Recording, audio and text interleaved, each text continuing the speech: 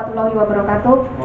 Selamat siang, salam sejahtera bagi kita sekalian. Yang terhormat Bapak Wadir Reskrim Polda DIY, AKBP Tri Panungko SIK MM.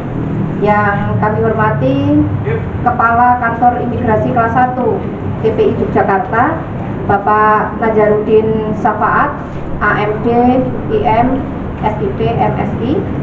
Yang kami hormati pula Kepala BP3MI DIY, Bapak Tony Kriswanto, dan rekan-rekan media yang berbahagia. Pada hari ini, Selasa tanggal 7 November 2023, Bidang Humas Polda DIY dan juga Direktorat Reserse Kriminal Umum Polda DIY akan melaksanakan rilis terkait dengan ungkap kasus tindak pidana perdagangan orang atau perlindungan pekerja migran Indonesia. Tentunya rekan-rekan sudah mengikuti penekanan-penekanan dari Bapak Presiden maupun Kapolri terkait dengan penanganan tindak pidana perdagangan orang yang digencarkan di pertengahan tahun ini. Dan tentu juga Yogyakarta sudah beberapa kali melaksanakan rilis terkait dengan TPPO yang dilaksanakan oleh Polres-Polres jajaran, dan saat ini Polda DIY melaksanakan rilis berkaitan dengan LP nomor A30 Romawi 10 2023 SPKT Ditreskrim Polda DIY tanggal 22 Oktober 2023. Adapun waktu dan tempat kejadian perkara yaitu pada hari Sabtu tanggal 21 Oktober 2023 sekitar pukul 7 di Bandara Internasional Yogyakarta Kulon Progo. Terhadap perkara ini kita mengamankan 2 tersangka dan korban ada 2 juga. Nanti secara lebih rincinya akan disampaikan oleh Bapak Wadir Krim kepada Pak Tri Panungko, dipersilakan.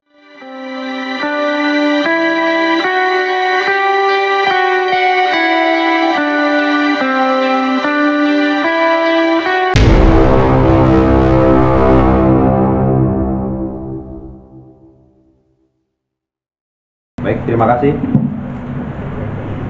Assalamualaikum warahmatullahi wabarakatuh. Shalom, selamat siang, salam sejahtera untuk kita sekalian. Yang terhormat Ibu Kasubdit Penmas Dithumas Polda DIY AKBP Verena. Yang terhormat Bapak Kepala Kantor Imigrasi Daerah Istimewa Yogyakarta, Bapak Najarudin. Yang terhormat Bapak Kepala BP3MI Daerah Istimewa Yogyakarta, Bapak Tony. Tentunya yang saya cintai, saya banggakan rekan-rekan awak media Provinsi Daerah Istimewa Yogyakarta yang hadir pada kesempatan siang hari ini. Kembali pada kesempatan hari ini, kami akan merilis terkait tindak pidana perdagangan orang yang telah berhasil kita ungkap hasil dari kerjasama Polda DIY, Imigrasi, dan BP3MI yang ada di Provinsi Daerah Istimewa Yogyakarta ini. Perlu rekan-rekan awak media ketahui, ya, beberapa waktu yang lalu Bapak Presiden Jokowi melalui Bapak Kapolri memerintahkan jajaran Polri untuk bekerja sama dengan Imigrasi dan BP2MI untuk mengusut tuntas kasus-kasus pekerja migran Indonesia ilegal atau tidak sesuai dengan prosedur. Karena tentunya pekerja migran Indonesia ilegal ini tidak terdaftar di dalam sistem, yang kadangkala mereka akan dipekerjakan tidak sesuai dengan janji atau tidak layak bekerja di luar negeri.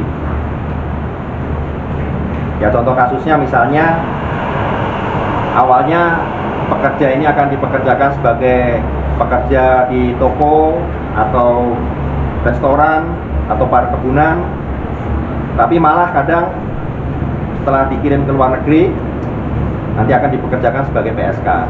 Nah, ini menjadi atensi dari Bapak Presiden melalui Bapak Kapolri, sehingga jajaran Polri untuk harus tuntas bekerja sama dengan imigrasi dan BP2MI menindaklanjuti terkait pekerja migran Indonesia ilegal ini.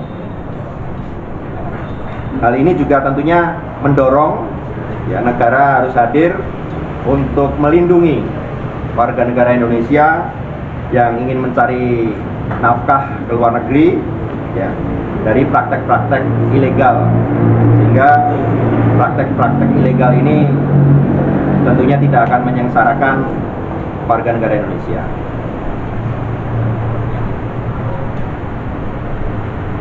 Pekerja migran Indonesia ilegal ini tentunya juga akan mengganggu kehidupan bernegara ya, karena ini termasuk transnational crime, sehingga ada hubungan antar negara yang perlu kita jaga juga.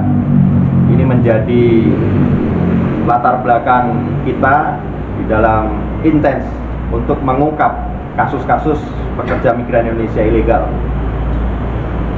Baik, terkait pengungkapan tindak pidana perdagangan orang yang beberapa waktu lalu kita bongkar ya, bekerja sama dengan pihak imigrasi Daerah Istimewa Yogyakarta dan BP3MI Daerah Istimewa Yogyakarta ya, perlu kami sampaikan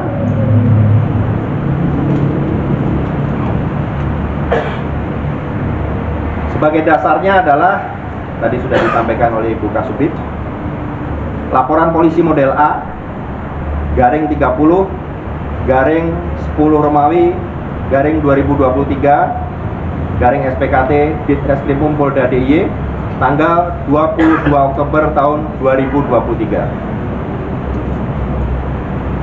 Dalam hal ini ada 2 korban, yaitu saudari NS umur 41 tahun, pekerjaan ibu rumah tangga, pendidikan SD, alamat Purwakarta, Jawa Barat, dan RN umur 37 tahun, pekerjaan ibu rumah tangga, pendidikan SD, alamat Bekasi, Jawa Barat.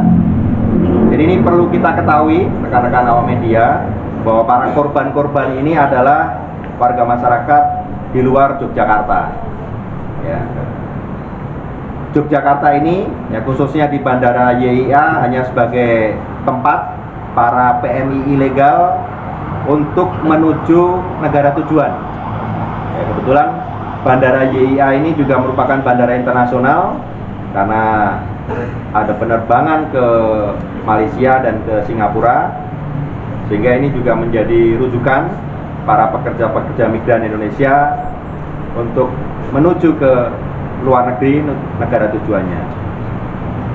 Kemudian saat ini para pelaku yang sudah berhasil kita amankan ada 2, yaitu NA umur 32 tahun, pekerjaan ibu rumah tangga, pendidikan S1, alamat Jatinegara, Jakarta Timur, dan JN umur 59 tahun, pekerjaan ibu rumah tangga, pendidikan SMA, alamat Purwakarta, Jawa Barat. Ini juga para pelaku-pelaku ini berasal dari luar Daerah Istimewa Yogyakarta. Kemudian waktu kejadian pada hari Sabtu tanggal 21 Oktober tahun 2023 sekitar pukul 07.00 WIB. TKP-nya di Bandara Internasional Yogyakarta YIA Kulon Progo. Tentunya perkaranya terkait tindak pidana perdagangan orang atau pelindungan pekerja migran Indonesia. Perlu kami sampaikan kronologis pengungkapan tindak pidana perdagangan orang ini, yaitu pada awalnya tanggal 21 Oktober tahun 2023, tim kami ya, dari Direktorat Reskrimum Polda DIY menerima informasi dari kantor imigrasi dan kantor BP3MI Bandara YIA tentang penundaan keberangkatan terhadap 3 orang dewasa dan 1 anak-anak berumur 6 tahun sebagai calon penumpang pesawat AirAsia dengan tujuan Singapura, ya, sebagai pekerja migran Indonesia atau PMI tanpa dokumen yang sah. Identitas penumpangnya tadi adalah NS, kemudian RN, itu kedua orang ini sebagai korban, kemudian NA, ini kemudian kita tetapkan sebagai tersangka, ya. Dalam hal ini NA juga membawa serta FN, anaknya yang baru berumur 6 tahun.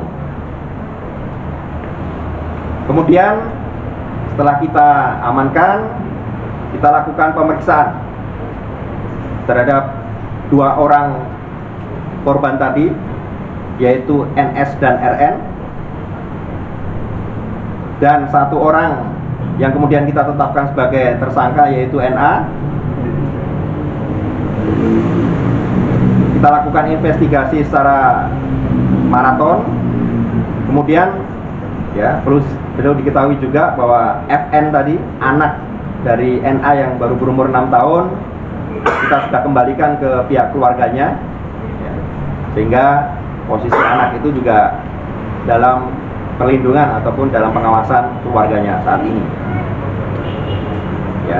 Kemudian dari hasil penyelidikan dan penyidikan bahwa NS itu kenal dengan seorang yang bernama JN, di mana JN sering memberangkatkan pekerja migran Indonesia ke luar negeri. Ya, kemudian JN ini kenal dengan N.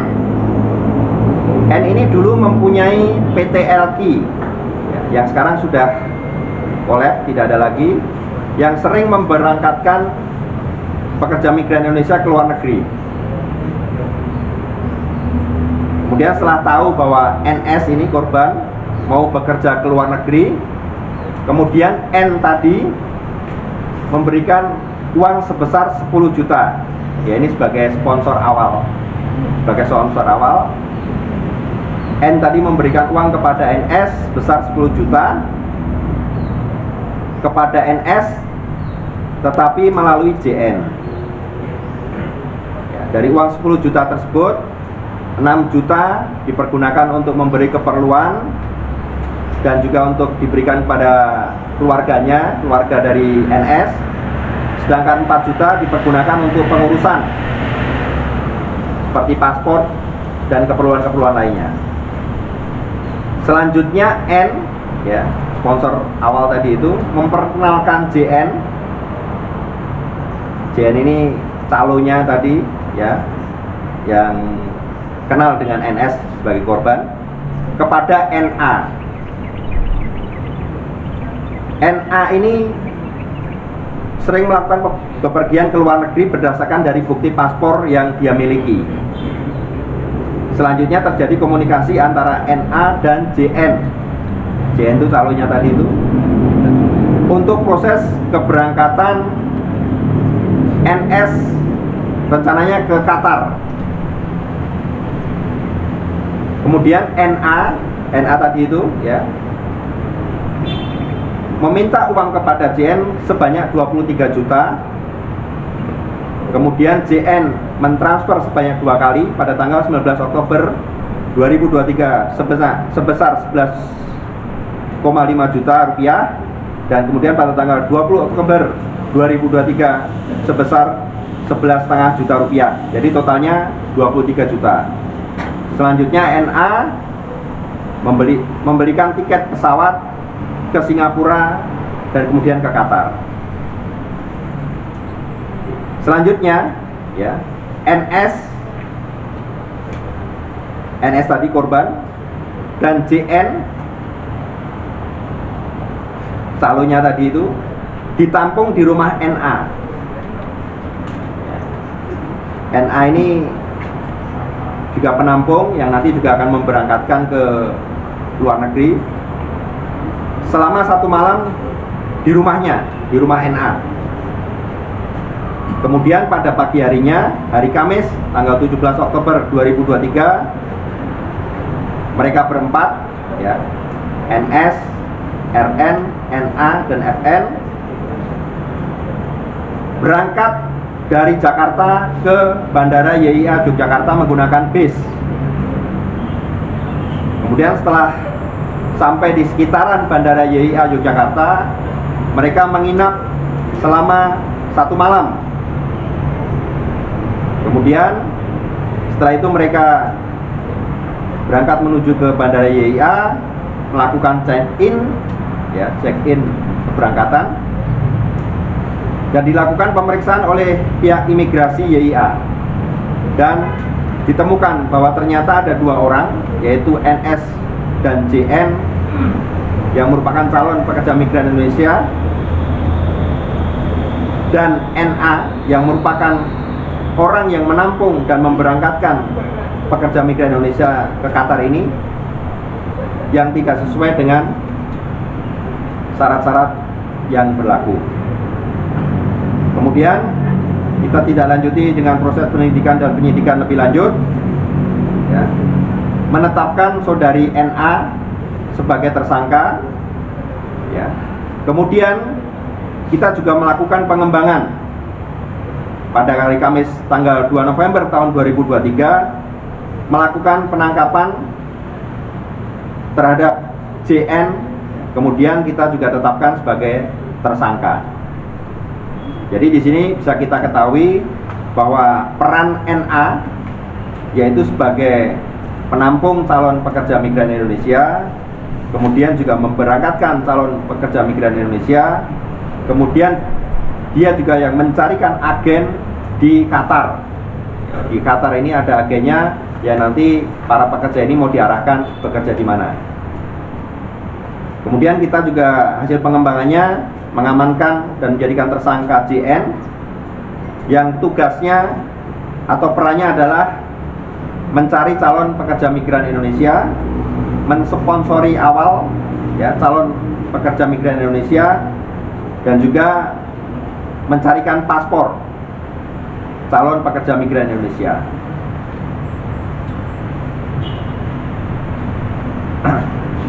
Ya, kita ketahui bahwa dari kedua calon pekerja migran Indonesia ini berangkat ke luar negeri, ya, dalam hal ini tujuannya adalah ke negara Qatar, tidak melalui prosedur, tidak melalui BP3MI, dan tidak didukung dengan persyaratan-persyaratan yang sah, yang sesuai dengan Peraturan Menteri Tenaga Kerja Nomor 9 Tahun 2019, Pasal 6A dan Pasal 7. Sehingga kita amankan dan kita proses lebih lanjut. Sedangkan modus operandinya, bahwa tersangka melakukan ini adalah tersangka bisa memberangkatkan calon pekerja migran Indonesia ke luar negeri dengan cepat tanpa melalui proses yang sah melalui BP3MI. Kemudian juga tersangka akan mendapatkan fee, ya, setiap berhasil memberangkatkan pekerja migran ke Indonesia ke luar negeri, ya, setelah sampai ke negara tujuan. Kemudian barang bukti yang berhasil kita amankan yaitu 4 buku paspor, kemudian 1 lembar visa, 1 lembar fotokopi tiket pesawat tujuan Singapura, ya. Ini berisi 4 lembar tiket untuk 4 orang, kemudian 1 buah handphone, kemudian 2 lembar bukti pengiriman uang senilai 23 juta rupiah yang tadi dipergunakan untuk pembayaran kepada NA. Kemudian pasal yang kita sangkakan adalah pasal 2 ayat 1 atau pasal 10 Undang-Undang Republik Indonesia Nomor 21 Tahun 2007 tentang TPPO, dengan ancaman hukuman minimal 3 tahun dan paling lama 15 tahun, dan denda paling sedikit 120 juta rupiah, paling banyak 600 juta rupiah. serta pasal 81 jungto pasal 69 Undang-Undang RI nomor 18 tahun 2017 tentang perlindungan pekerja migran Indonesia dengan ancaman hukuman pidana penjara paling lama 10 tahun dan denda paling banyak 15 miliar rupiah. Dan saat ini Direktorat Reskrim Polda DIY sudah menetapkan 2 orang tersangka, yaitu NA yang kita tahan sejak tanggal 22 Oktober tahun 2023 dan CN yang sudah kita tahan sejak tanggal 2 November 2023. Ini tentunya masih terus kita dalami karena masih ada beberapa orang yang terlibat di dalamnya yang saat ini juga masih terus kita cari ya, untuk lebih membuat terang kronologis peristiwa yang terjadi dalam kasus ini. Ini beberapa hal yang perlu saya sampaikan pada rekan-rekan awam media terkait pengungkapan tindak pidana perdagangan orang atau perlindungan pekerja migran Indonesia yang bekerja sama dengan pihak imigrasi dan BP3MI Daerah Istimewa Yogyakarta, sehingga kita laksanakan rilis pada kesempatan siang hari. Saya kira itu yang perlu saya sampaikan. Sekian, Assalamualaikum warahmatullahi wabarakatuh. Waalaikumsalam warahmatullahi wabarakatuh. Terima kasih Bapak Wadir. Untuk yang berikutnya mungkin dari Kepala BP3MI ada yang bisa disampaikan. Baik, terima kasih. Bismillahirrahmanirrahim. Assalamualaikum warahmatullahi wabarakatuh. Yang terhormat Pak Wadir Reskrim, yang saya hormati Bu Kasubdit Penmas, yang saya hormati Pak Kepala Kantor Imigrasi Yogyakarta, rekan-rekan wartawan sekalian, media. Kesempatan kali ini mungkin saya ingin menyampaikan terkait himbauan. Rekan-rekan media mohon juga bisa disebarluaskan bahwa penempatan pekerja migran Indonesia itu sudah ada aturan perundang-undangan yang berlaku di Indonesia. Kemudian ketika nanti terjadi hal-hal terkait penangkapan dan sebagainya, pasti kita sudah sesuai dengan prosedur. Artinya mohon kepada teman-teman atau rekan-rekan yang ingin bekerja di luar negeri, kami himbau dari BP3MI Daerah Istimewa Yogyakarta untuk berproses secara prosedural. Bahwa proses itu membutuhkan waktu, itu memang benar. Waktu yang dibutuhkan untuk berproses itu relatif. Dari artinya 1-2 minggu sampai kurang lebih 1 bulan. Betul. Karena kita ingin memastikan bahwa yang bekerja di luar negeri itu memiliki kompetensi yang sesuai. Kenapa? Karena kompetensi itu juga bagian dari pelindungan diri dari hal-hal yang tidak diinginkan di luar negeri. Makanya pemerintah dalam hal ini BP2MI sangat mendorong pemberantasan TPPO dan sangat berharap sekali bahwa pemberantasan itu tidak berhenti sampai di sini. Dan saya berterima kasih, sekali lagi saya berterima kasih dan bersyukur kami sangat berpegang erat dan kami bekerja sama dengan baik antara BP3MI Yogyakarta dengan imigrasi. Juga saya sangat berterima kasih kepada Polda DIY, pada Polres-Polres jajaran di bawah di Polda DIY, bahwa komunikasi dan kerjasama kita sangat terjalin baik terkait pemberantasan TPPO. Sekali lagi, rekan-rekan media tolong disebarluaskan bahwa proses penempatan yang resmi, yang legal, itu melindungi kita dari kemungkinan-kemungkinan buruk di luar negeri. Bahwa proses penempatan yang resmi pasti berdampak baik, yaitu perlindungan pekerja migran kita di luar negeri. Di luar negeri kita punya kantor perwakilan, dan sistem kita terhubung dengan perwakilan. Jadi ketika ada masalah, semua data langsung bisa cepat kita dapatkan. Itu bagian perlindungan, bagian negara hadir untuk pekerja migran Indonesia. Mungkin dari saya sementara cukup. Demikian Bu, terima kasih. Baik, terima kasih Pak Roni. Untuk yang berikutnya mungkin dari imigrasi, Bapak, mohon silakan.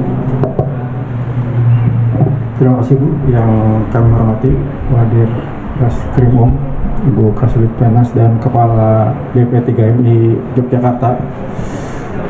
Terima kasih atas waktu yang diberikan kepada kami untuk sedikit menyampaikan himbauan kepada masyarakat. Kasus ini bermula dari penundaan keberangkatan yang dilakukan oleh petugas imigrasi di Bandara Internasional Yogyakarta.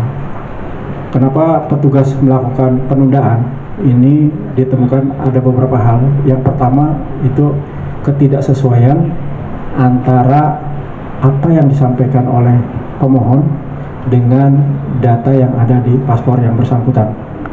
Yang bersangkutan menyampaikan ingin berwisata, ternyata jenis visanya berbeda dengan apa yang disampaikan. Yang kedua, ketidaksesuaian antara maksud yang disampaikan dengan penampilan yang bersangkutan. Inilah dua hal yang membuat kecurigaan petugas untuk melakukan penundaan keberangkatan terhadap orang yang ingin melakukan perjalanan ke luar negeri. Oleh karena itu, dari sisi keimigrasian, kami menghimbau pada masyarakat agar lebih berhati-hati apabila ingin melakukan perjalanan ke luar negeri dengan memastikan apakah yang bersangkutan sudah mengetahui maksud dan tujuannya ke luar negeri, terutama bagi yang diajak oleh orang yang tidak diketahui atau tidak bertanggung jawab. Ini sangat penting agar terhindar dari penipuan maupun tindak pidana perdagangan orang. Yang kedua, mengetahui maksud tujuan ke luar negeri dengan melengkapi persyaratan yang diperlukan sesuai dengan tujuannya ke luar negeri. Itu himbauan dari kami dari sisi keimigrasian. Terima kasih. Assalamualaikum warahmatullahi wabarakatuh. Waalaikumsalam warahmatullahi wabarakatuh. Ada pertanyaan dari rekan-rekan? Ya, Mas. Baik. Selamat siang, saya Fadli dari Kumparan.com. Mungkin ke Pak Bupati. Ini dua korban ini sebelumnya dijanjikan apa oleh pelaku kerjaan apa di Qatar dengan mungkin iming-iming gaji berapa seperti itu. Dan yang kedua, dua tersangka ini mendapatkan keuntungan itu nanti dari siapa? Apakah dari agen yang di Qatar atau seperti apa? Cukup? Monggo Pak Odin. Saya tabung dulu ya. Oh iya. Tabung dulu, ada lagi. Yang kedua. Monggo Mbak.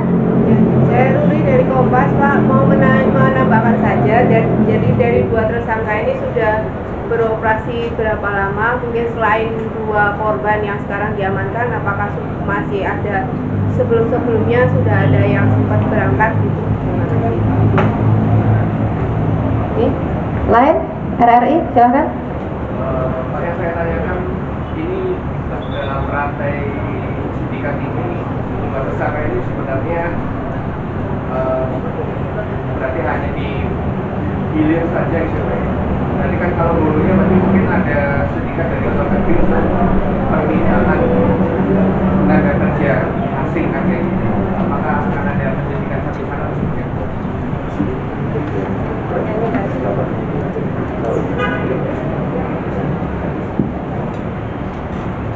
Oke, terima kasih ya. Baik, untuk yang pertama tadi dari Kumparan, untuk pekerjaan apa yang nanti dijanjikan para korban ini di luar negeri, sesuai dengan informasi yang kita dapatkan dari korban maupun tersangka, bahwa korban ini akan dipekerjakan sebagai pembantu rumah tangga di negara Qatar. Kemudian dapat gaji berapa selama dipekerjakan nantinya di negara tujuan atau Qatar ini, ya, ini belum kita dalami karena ini nanti yang akan lebih detailnya adalah agen yang ada di Qatar, ya. Jadi posisi agen ini juga ada yang di Qatar, ya, nanti akan memberikan persyaratan dan lain sebagainya kepada para korban ini setelah bekerja di Qatar. Kemudian yang dari Kompas, untuk 2 orang ini sudah berapa lama ya? Jadi 2 orang ini dulunya adalah sebagai pekerja juga, pekerja dalam hal ini perusahaan resmi PMI yang biasa mempekerjakan atau mungkin mengirimkan para pekerja migran Indonesia tapi secara legal. Kemudian beberapa kali tersangka ini mencoba untuk mengirimkan para pekerja migran ilegal dan beberapa kali itu berhasil. Kemudian ya, 2 orang yang saat ini sudah kita amankan ini ya, saat melakukan kegiatan rencana pengiriman korban sebagai pekerja migran Indonesia melalui bandara YIA berhasil kita gagalkan ya. Jadi lokasi pengiriman korban sebagai pekerja migran Indonesia ini berubah-ubah. Para tersangka ini melihat di mana ada peluang bisa memberangkatkan daripada korban sebagai pekerja migran Indonesia. Awalnya dari Bandara Suta, Jakarta, tapi mungkin di sana dilihat sangat ketat. Kemudian menggeser pemberangkatan korban pekerja migran Indonesia ini ke daerah bandara, melewati bandara YIA Yogyakarta. Ya. Ternyata di bandara YIA ini juga berhasil kita amankan. Ya. Kemudian dari RRI, sindikat di luar negeri ya, bahwa memang ada agen, selain agen yang ada di dalam negeri, juga ada agen yang di luar negeri yang nantinya akan menghubungkan kepada perusahaan atau pihak mana yang menampung tenaga kerja di luar negeri tersebut. Ya, tentunya yang saat ini bisa kita amankan adalah agen yang berada di dalam negeri. Ya, masih kita terus dalami terkait sindikat ini, terkait hubungannya dengan sindikat-sindikat lainnya ya. Karena saat ini kita juga masih berproses, kita akan terus dalami peran-peran atau mungkin keterlibatan daripada sindikat lainnya. Ya, ini saat ini sementara kita masih terus dalami. Terima kasih. Ya, dari Kompas TV. Siapa? Saya Michael dari Kompas TV. 2 korban tadi kan disusulkan dengan penumpang umum ya, artinya mereka berangkat dengan alasan misalnya wisata, mungkin dengan ada anak tadi itu juga kan salah satu teknik penyamaran mungkin ya. Nah, pertanyaan saya, bagaimana petugas bisa mencurigai mereka ini akan bekerja sebagai pekerja ilegal di luar, sementara mereka kan disusupkan bareng-bareng dengan wisatawan lain yang akan keluar. Mungkin ada informasi lebih lanjut. Itu dari imigrasinya. Dari imigrasi mungkin nanti bisa dijelaskan. Ada lagi? Imigrasi. Ya.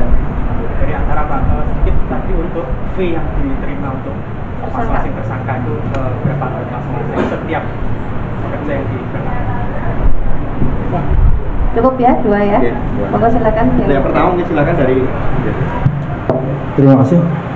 Terkait dengan proses pemeriksaan di bandara para penumpang, memang dalam proses pemeriksaan dan proses keberangkatan para korban ini adalah melalui proses penumpang biasa, dan dari pengakuan yang bersangkutan juga disampaikan diarahkan untuk menyampaikan akan melakukan perjalanan wisata.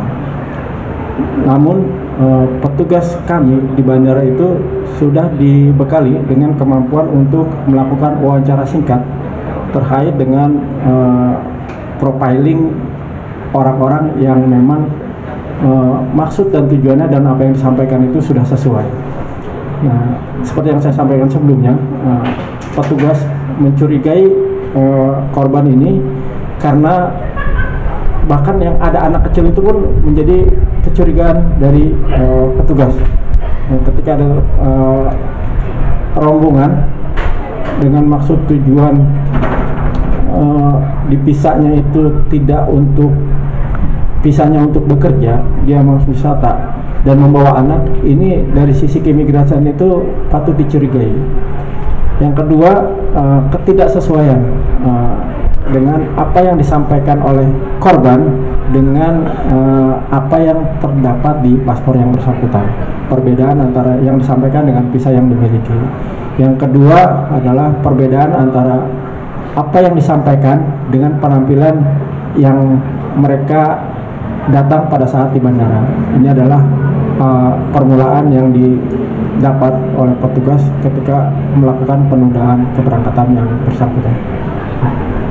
Maksudnya visanya itu visa wisata ya Pak? Visanya bekerja, tapi mengakunya untuk wisata. Itu menimbulkan kecurigaan ya bagi petugas imigrasi. Ketidaksesuaian keterangan antara visa dengan. Cukup, baik. Terus untuk kemudian fee tersangka. Jadi fee tersangka ini nanti akan dibahas kemudian setelah korban ini dipekerjakan oleh agen yang ada di luar negeri. Ya, setelah agen mempekerjakan korban ini ke perusahaan atau ke perorangan, kemudian gajinya berapa, dari situ nanti para tersangka ini karena sebagai agen atau perantara yang ada di dalam negeri sini, dia akan menerima fee dari agen yang ada di luar negeri atau di Qatar ini. Karena ini belum sampai bekerja di luar negeri, sudah bisa kita gagalkan. Jadi sampai saat ini para tersangka ini belum sempat menerima fee ya, karena belum ada kesepakatan dengan perusahaan atau perorangan yang mempekerjakan di luar negeri. Baik, terima kasih. Saya kira cukup rekan-rekan. Jadi untuk dari Polda DIY mengucapkan terima kasih.